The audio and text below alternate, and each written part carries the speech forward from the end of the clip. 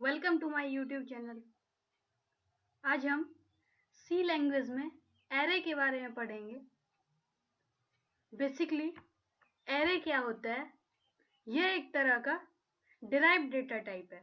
हमने पढ़ा था कि डेटा टाइप दो तरह का होता है। एक तो फंडामेंटल डेटा टाइप जैसे इंट, कैर, वॉइड, ये सब फंडामेंटल डेटा टाइप है हमारे पास।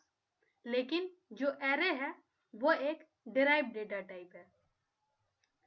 एरे का बेसिकली क्या फायदा है कि जब हमें किसी भी टाइम पे एक तरह का डेटा को रिप्रेजेंट करना हो और वो डेटा एक से ज्यादा हो, मतलब मल्टीपल डेटा को हम एरे की हेल्प से रिप्रेजेंट कर सकते हैं। सिर्फ ये होना चाहिए कि सबका डेटा टाइप सेम होना चाहिए। अगर 20 डेटा अगर हमारे पास है तो 20 का डेटा टाइप इंटीजर होना चाहिए। तो ऐसे केस में हम एरे का यूज करते हैं।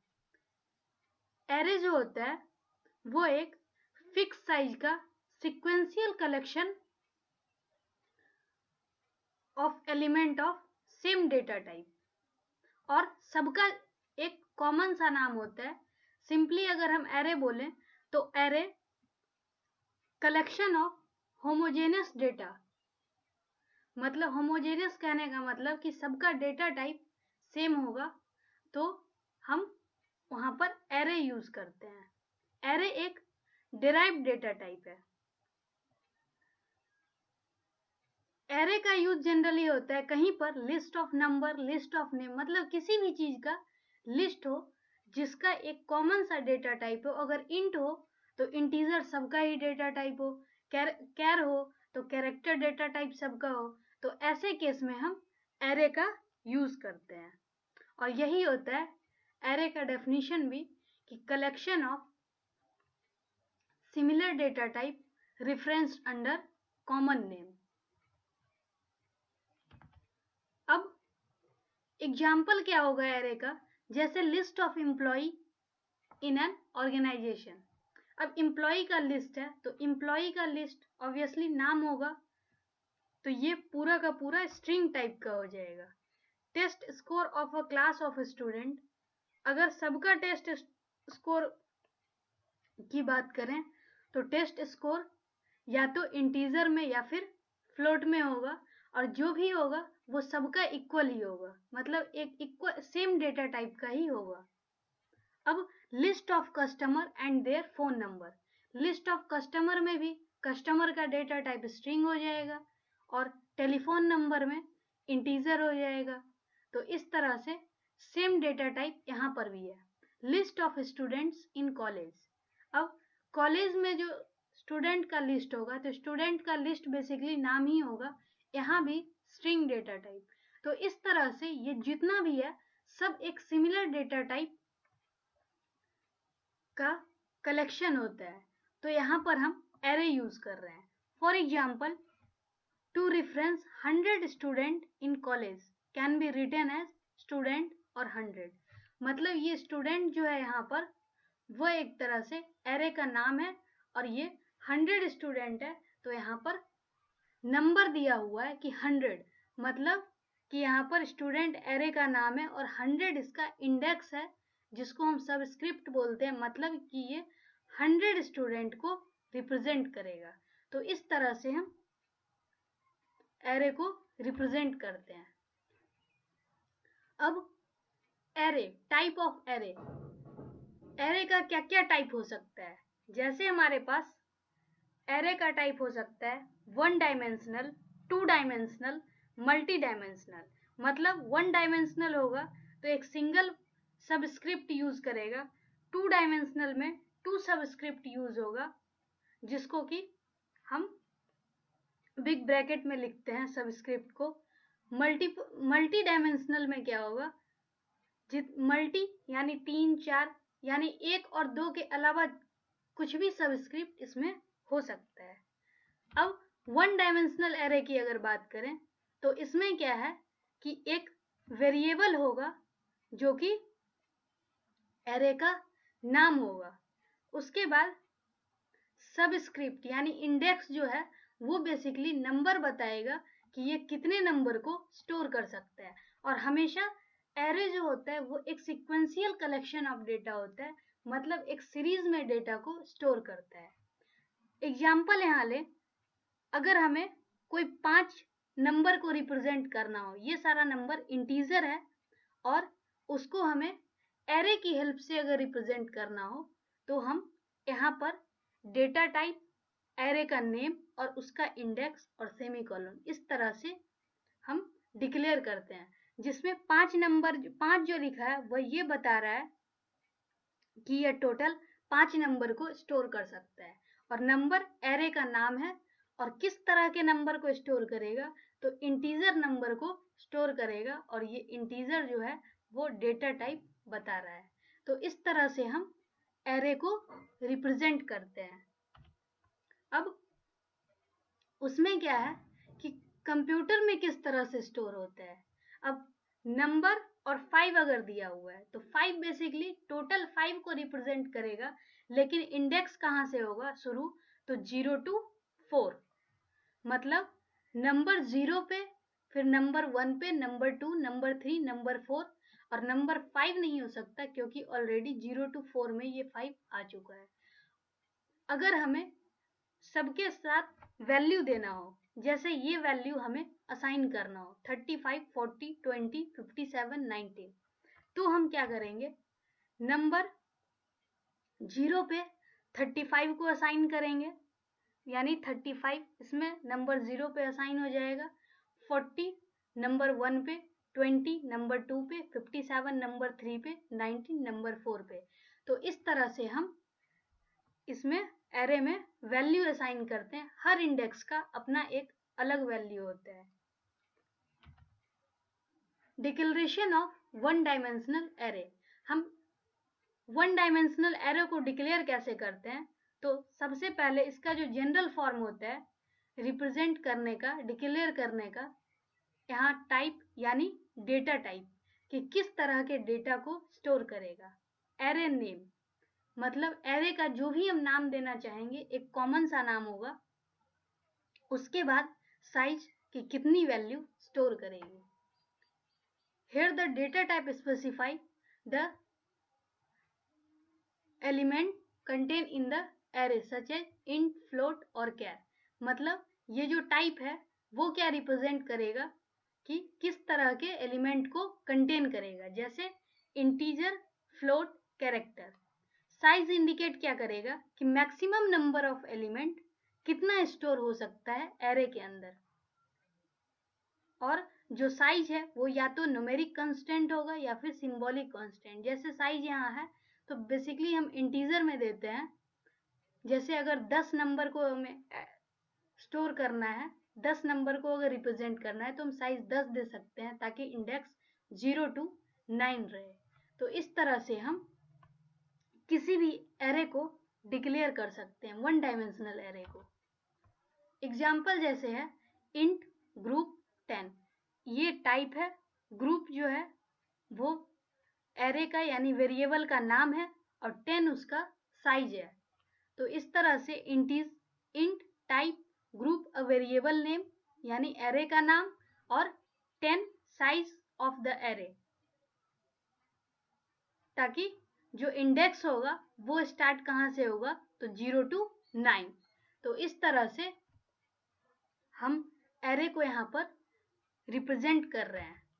अब initialization of one dimensional array, मतलब एरे को हम किस तरह से इनिशियलाइज कर सकते हैं। उसका दो तरीका होता है हमारे पास, आइदर कंपाइल टाइम या फिर रन टाइम। कंपाइल टाइम यानी कंपाइल करने से पहले जो भी हम प्रोग्राम को पहले लिखते हैं, पहले कंपाइल करते हैं उसके बाद रन करते हैं।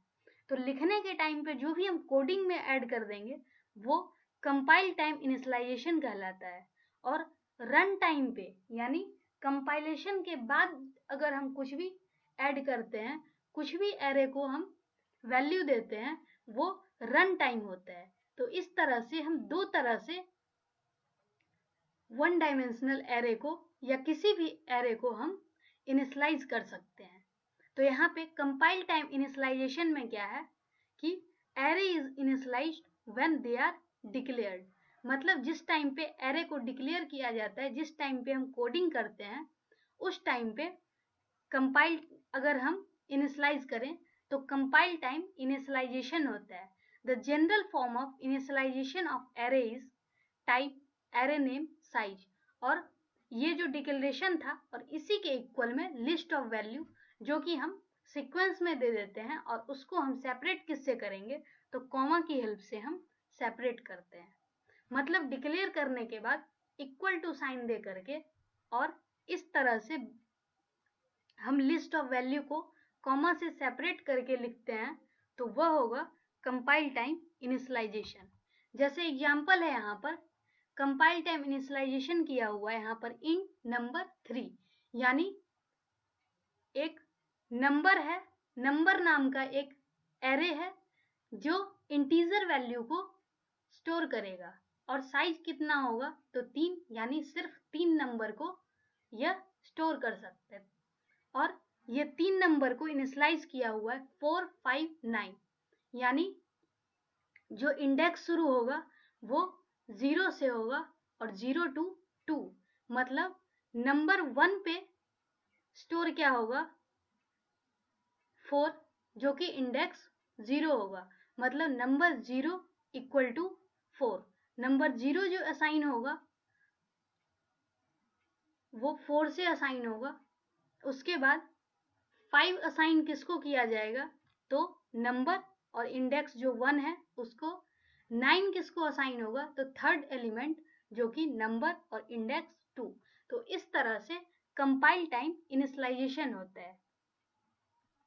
इसमें क्या है कि अगर हम नंबर ऑफ वैल्यू, यानी लिस्ट में जो नंबर ऑफ वैल्यू देते हैं वो अगर नंबर ऑफ एलिमेंट, यानी जो हम डिक्लेयर करते हैं उससे अगर कम वैल्यू दें, तो बाकी का जो एलिमेंट है, मतलब जो बचा रहेगा, वो ऑटोमेटिकली 0 से इनिशियलाइज होगा। कहने का मतलब अगर यहाँ पर इंट नंबर 3 दिया हुआ है और 4, 5 सिर्फ इनिशियलाइज किए हुए हैं, तो चूंकि ये सिक्वेंशियल कलेक्शन है तो नंबर 0 की जगह 4 आ जाएगा, नंबर 1 की जगह 5 आ जाएगा और नंबर 2 की जगह 0 आ जाएगा। मतलब ये ऑटोमेटिकली 0 से इनिशियलाइज हो जाता है। तो ये होता है कंपाइल टाइम इनिशियलाइजेशन। अब नेक्स्ट एग्जांपल है कंपाइल टाइम इनिशियलाइजेशन का ही, कि हम साइज नहीं भी डिक्लेयर करें तो भी इजिली हम कंपाइल टाइम इनिशियलाइजेशन कर सकते हैं। जैसे रैंडम, जिस टाइम पे जरूरत के हिसाब से हम उतना वैल्यू एंटर करा सकते हैं। जैसे इंट और नंबर, मतलब जो नंबर है वो एक एरे है और रिटर्न टाइप इसका इंटीजर है, और इनिशियलाइजेशन के टाइम पे हम 1, 2, 3, 4 इसकी वैल्यू यहाँ पर दे रहे हैं।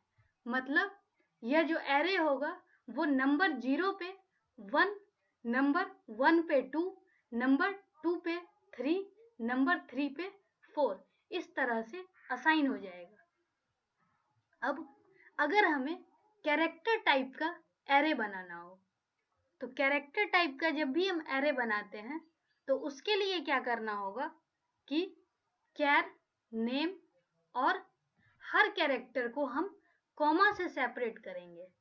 तो इस तरह से हम इनिशियलाइज कर सकते हैं। क्योंकि कैरेक्टर जो है वो अलग अलग है और कैरेक्टर को हम सिंगल कोट में रिप्रेजेंट करते हैं। अब चूंकि ये नाम है तो अगर एक साथ लिखें तो एक साथ लिखने के बाद ये स्ट्रिंग बनता है, और स्ट्रिंग बनने के बाद क्या होगा, जो स्ट्रिंग है वह 0 से, मतलब नल कैरेक्टर से ही हमेशा एंड होता है। तो नल कैरेक्टर के बिना ये कभी भी एंड नहीं हो सकता। तो इसीलिए जब हमें कैरेक्टर को रिप्रेजेंट करना होता है तो हम क्या करते हैं, लास्ट में हम नल कैरेक्टर देते हैं अगर वो कंबाइन करके स्ट्रिंग बन रहा हो। तो ये होता है कैर। नेम जो है वो एरे का नाम हुआ जिसका रिटर्न टाइप कैरेक्टर है, साइज स्पेसिफाई नहीं किया हुआ है, और उसको हम इनिशियलाइज कर रहे हैं JOHN, यानी ये सारा कैरेक्टर है और ये लास्ट में नल जो कि स्ट्रिंग का टर्मिनेशन मतलब स्ट्रिंग में लास्ट में नल यूज होता है। अब इसको हम दूसरे तरह से भी इनिशियलाइज कर सकते हैं, कैरेक्टर की जगह हम स्ट्रिंग लिख करके, क्योंकि यहाँ पर नंबर के साथ इंडेक्स स्पेसिफाई नहीं है तो यहाँ पर लेंथ कुछ भी हो सकता है।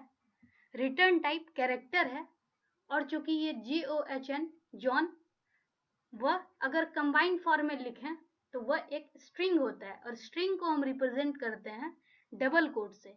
तो इस तरह से हम कैरेक्टर एरे को इनिशियलाइज कर सकते हैं। यह दूसरा तरीका है और ये पहला तरीका है। अब नेक्स्ट टाइप है रन टाइम इनिशियलाइजेशन। अगर हमें रन टाइम इनिशियलाइजेशन करना हो तो वैसे केस में हम क्या करेंगे, बेसिकली रन टाइम इनिशियलाइजेशन अगर होता है तो एरे क्या होता है, रन टाइम पे इनिशियलाइज किया जाता है और रन टाइम पे इनिशियलाइज ऑटोमेटिक नहीं होता, वो हमें करना होता है। अब बेनिफिट क्या है, अगर तो हमें पहले से पता हो या फिर स्मॉल नंबर ऑफ एलिमेंट अगर हो हमारे पास तो हम बेसिकली कंपाइल टाइम इनिशियलाइजेशन करते हैं। लेकिन अगर लार्ज एरे हो जैसे 20, 50, 100, 200 इस तरह से अगर हमारे पास लार्ज एरे हो तो हम क्या करते हैं, वहां पे रन टाइम इनिशियलाइजेशन करते हैं। रन टाइम इनिशियलाइजेशन में क्या है कि हम यहाँ पर फॉर लूप लगा रहे हैं। फॉर लूप में ये है इनिशियलाइजेशन, यानी 0 से स्टार्ट हो रहा है। उसके बाद i इज लेस देन 100, मतलब कि टोटल 100 तक है तो इंडेक्स जब 0 से स्टार्ट हो रहा है और 100 नंबर 100 लेस देन 100 पे अगर जा रहा है तो वो क्या होगा, ट्रू कंडीशन तब तक होगा जब 99 आए, मतलब मैक्सिमम 100 वैल्यू को स्टोर कर सकता है। और हर इटरेशन में क्या होगा कि वैल्यू एक ऐड होते जाएगा। तो इस तरह से हम फॉर लूप को लिखते हैं। अब फॉर लूप में जैसे ही कंडीशन ट्रू होगा हम फॉर लूप से अंडर आएंगे और इसके बाद क्या होगा, इफ कंडीशन जब चेक करेगा तो ये सम तब तक करके देते रहेगा जब तक कि वैल्यू लेस देन 50 ना हो। अगर लेस देन 50 होगा तो इनिशियलाइज किससे करेगा, 0 से। अगर 50 से ग्रेटर होगा तो इनिशियलाइज कर देगा 1 से। मतलब यहाँ पर 50 एलिमेंट जो है एरे का वो 0 से होगा, मतलब 0 to 49 इंडेक्स तक का यानी 50, और अगला 50 एलिमेंट यानी 50 से 99 तक का वो इनिशियलाइज होगा 1 से। और कब, तो रन टाइम पे। यही होता है रन टाइम इनिशियलाइजेशन की जो वैल्यू है वो रन टाइम पे इनिशियलाइज होती है। यानी जब बहुत ज्यादा नंबर है हमारे पास, लार्ज एरे का केस हो, तो हम वहां पर रन टाइम इनिशियलाइजेशन को प्रीफर कर सकते हैं rather than compile time initialization. अब ये था 1 डायमेंशनल एरे। अब हम 2 डायमेंशनल एरे को देखते हैं। जैसे 1 डायमेंशनल एरे में हम रिप्रेजेंट करते थे कि डेटा टाइप, एरे नेम और उसके बाद इंडेक्स। तो यहाँ पर 1 की जगह 2 इंडेक्स होता है, क्योंकि 2 डायमेंशनल में क्या है कि रो और कॉलम दोनों के पोजीशन को यहाँ पर रिप्रेजेंट करेगा। तो इसमें क्या है, a variable which represent list of item using 2 index. मतलब 1 इंडेक्स अगर होगा तो 1 डायमेंशनल एरे, और 2 इंडेक्स अगर होगा तो होगा 2 डायमेंशनल एरे। 2 डायमेंशनल एरे में क्या है कि डेटा को हम स्टोर जो करते हैं वो रो और कॉलम के फॉर्म में हम स्टोर करते हैं। जैसे एग्जांपल है यहाँ पे इंट टेबल 2 3। इसमें क्या है, टेबल नाम का एरे है जिसका रिटर्न टाइप इंटीजर है और मैक्सिमम नंबर, ये रो और ये कॉलम, मैक्सिमम इसमें 2 रो होंगे और 3 कॉलम होगा। तो इस तरह से हम 2 डायमेंशनल एरे को डिक्लेयर करते हैं। जनरल फॉर्म क्या है डिक्लेरेशन का, टाइप यानी रिटर्न टाइप, एरे नेम, रो साइज और कॉलम साइज। मतलब 2 इंडेक्स जो हम रिप्रेजेंट कर रहे हैं उसमें पहला रो साइज को रिप्रेजेंट कर रहा है, दूसरा कॉलम साइज को। अब यहाँ पर क्या है, टाइप स्पेसिफाई कर रहा है कि डेटा टाइप क्या हो सकता है एरे का, जैसे इंट, फ्लोट, कैर, और साइज हमेशा न्यूमेरिक या फिर सिंबॉलिक कांस्टेंट होगा। अब रो साइज और कॉलम साइज अगर दोनों स्पेसिफाई करें तो ये होता है to dimensional array. Two dimensional array को हम कैसे इनिशियलाइज करते हैं? अब इसमें जो इंडेक्स शुरू होता है, सबसे पहले रो है तो पहले रो को खत्म करेगा, यानी 2 है तो वैल्यू मैक्सिमम क्या हो सकता है, 0 और 1। 3 है तो 0, 1 और 2। अब इसको रिप्रेजेंट कैसे करें, ये पोजीशन होगा 0, 1, ये 0, ये 0, 0, फिर 0, 1, 0, 2। अब 2 से ज्यादा नहीं हो सकता।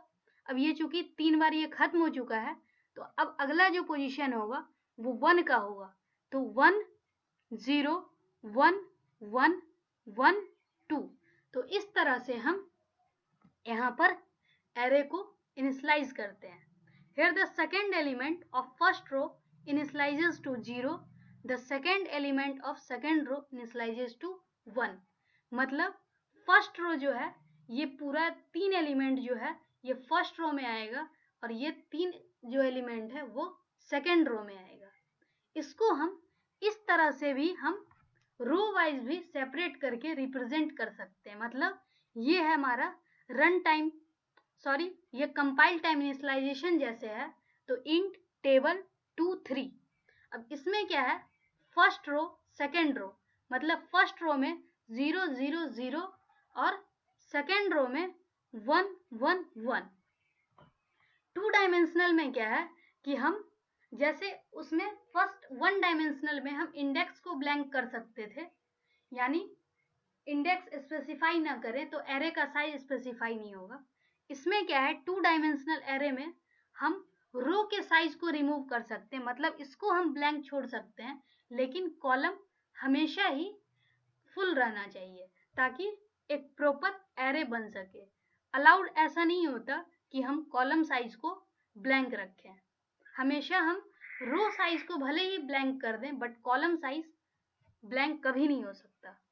तो ये है initialization of two dimensional array.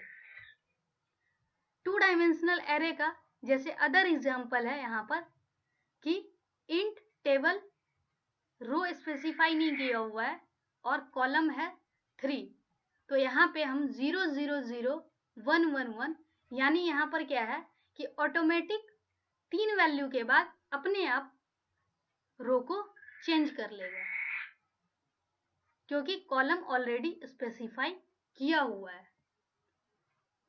अब इसमें क्या है कि 1, 1 और 2 तीन ही वैल्यू दी हुई है, तो इसमें क्या करता है, जैसे 1 डायमेंशनल एरे में जो वैल्यू दिया हुआ है वो सारा स्पेसिफाई करने के बाद जो बचता है उसको हम 0 ऑटोमेटिकली कंपाइलर सेट कर देता है। यही सेम चीज यहाँ भी है, 2, 3 इसका इंडेक्स है, मतलब फर्स्ट रो यानी 0, 0 के पोजीशन पे 1, 0, 1 के पोजीशन पे 1, 0, 2 के पोजीशन पे 2। अब फिर जब सेकेंड रो में आएगा 1, 0, तो यहाँ पर एलिमेंट उसके आगे नहीं है, तो उसके आगे जितना भी एलिमेंट होगा मतलब सेकेंड रो वो 0, 0, 0 ऑटोमेटिकली यहाँ पर इनिशियलाइज हो जाएगा। टू डायमेंशनल एरे में मेमोरी लेआउट क्या होता है, मतलब टू डायमेंशनल एरे में किस तरह से डेटा रो और कॉलम के फॉर्म में स्टोर होता है, तो उसको हम देखते हैं। टेबल में क्या है, 2 रो और 3 कॉलम, और उसमें हमें क्या करना है, 1, 2, 3, 4, 5, 6 ये 6 नंबर को हमें सेट करना है। तो यहाँ पर मेमोरी लेआउट क्या होगा, टेबल 0, 0 इंडेक्स पे 1, 0, 1 इंडेक्स पे 2, 0, 2 इंडेक्स पे 3, उसके बाद रो चेंज हो जाएगा क्योंकि मैक्सिमम 3 कॉलम हो सकता है। फिर उसके बाद 1 0 पे 4, 1 1 पे 5, 1 2 पे 6। तो इस तरह से 2 डायमेंशनल एरे जो है मेमोरी में स्टोर होता है। अब मल्टी डायमेंशनल एरे, जैसे 2 डायमेंशनल एरे में हमारे पास क्या था, रो और कॉलम के फॉर्म में रिप्रेजेंट करते थे। 1 डायमेंशनल में एक सिंगल इंडेक्स होता था। मल्टीपल यानी मल्टी डायमेंशनल एरे में क्या होगा, मल्टीपल इंडेक्स होंगे। जैसे 3 डायमेंशनल अगर हो तो 3 सबस्क्रिप्ट होगा, अगर 4 डायमेंशनल एरे होंगे तो 4 सबस्क्रिप्ट होगा। इस तरह से मतलब कि वेरिएबल जो है वो लिस्ट ऑफ आइटम इस तरह से रिप्रेजेंट करेगा कि जो उसका इंडेक्स हो वो मोर देन 2 इंडेक्स हो, यानी मोर देन 2 में 3 भी हो सकता, 4 भी हो सकता, 5 भी हो सकता, कुछ भी हो सकता है। जनरल फॉर्म क्या है, एरे का नाम, रिटर्न टाइप, और ये इसका इंडेक्स है। इंडेक्स 2 से ज्यादा n तक कुछ भी इसका सुपर सबस्क्रिप्ट हो सकता है। जितना होगा उतना डायमेंशनल एरे हम इसको बोलेंगे। मतलब मल्टी डायमेंशनल एरे कहने का मतलब है कि इसमें मल्टीपल इंडेक्स होंगे, 1 और 2 के अलावा कुछ भी इसमें हो सकता है। अब इसमें क्या है, जैसे एक एग्जाम्पल दिया हुआ है कि इसमें सुपर सबस्क्रिप्ट जो है वो 3 5 6 यानी 3 यहां पर दिया हुआ है। मतलब इसको हम बोलेंगे 3 डायमेंशनल एरे, जिसका एरे का नाम यहाँ पर सर्वे है और रिटर्न टाइप इंटीजर है, यानी यह टोटल जो भी डेटा को स्टोर करेगा वो सारा इंटीजर टाइप का होगा। नेक्स्ट है फ्लोट टेबल 5 4 5 3 यानी इंडेक्स 1 2 3 4। इसमें टोटल 4 सबस्क्रिप्ट है। तो 4 सबस्क्रिप्ट का मतलब क्या है कि यह इसमें 4 डायमेंशन है, यानी इसको हम बोलेंगे 4 डायमेंशनल एरे। तो इस तरह से मल्टी डायमेंशनल एरे वर्क करता है। अब ये था हमारा एरे का डिफरेंट टाइप कि 1 डायमेंशनल, 2 डायमेंशनल और 3 डायमेंशनल एरे क्या होता है, उसको हम रिप्रेजेंट कैसे करते हैं। अब कुछ इसमें एप्लीकेशन ऑफ एरे है कि एरे बेसिकली कहाँ कहाँ यूज होता है। जैसे using pointer for accessing array. Pointer basically variable एक होता है जो अदर वेरिएबल के एड्रेस को स्टोर करता है। तो ये उसका एप्लीकेशन है। Passing array as function parameter, जैसे फंक्शन का आर्गुमेंट होता था, पैरामीटर जो होता था, उसको हम एज ए एरे भी पास कर सकते हैं।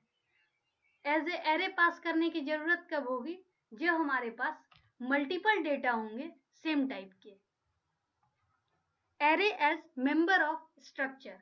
स्ट्रक्चर हालांकि अभी नहीं पढ़ा हुआ है, लेकिन एरे जो है वो स्ट्रक्चर में भी यूज होता है। बेसिकली एरे क्या है, सिमिलर डेटा टाइप का कलेक्शन है, और स्ट्रक्चर होगा वो डिफरेंट डेटा टाइप का कलेक्शन होता है। ये बेसिक डिफरेंस होता है एरे और स्ट्रक्चर में।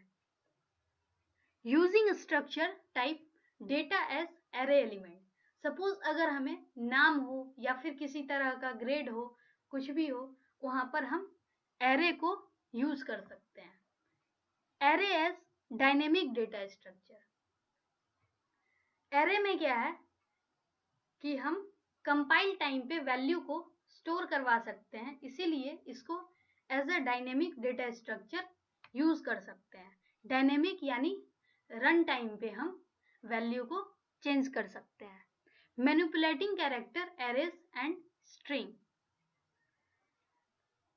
जैसे यहाँ पर क्या है, जरूरत के हिसाब से हम इसको कुछ भी, जहां पर भी हमें एरे और स्ट्रिंग में किसी भी तरह का रिक्वायरमेंट हो, किसी भी तरह से हमें डेटा को स्टोर करना हो, खासकर सिमिलर या फिर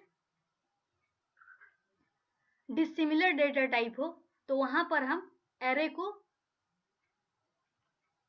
यूज करेंगे। स्ट्रक्चर की केस में अगर हम एरे यूज कर सकते हैं तो वहां पर क्या है, और भी इसके साथ बहुत सारा अलग तरह का डेटा टाइप भी होगा, लेकिन सिंपली अगर हम एरे की बात करें तो एरे एक सिमिलर डेटा टाइप ही होगा, सिमिलर वैल्यू को ही स्टोर करेगा।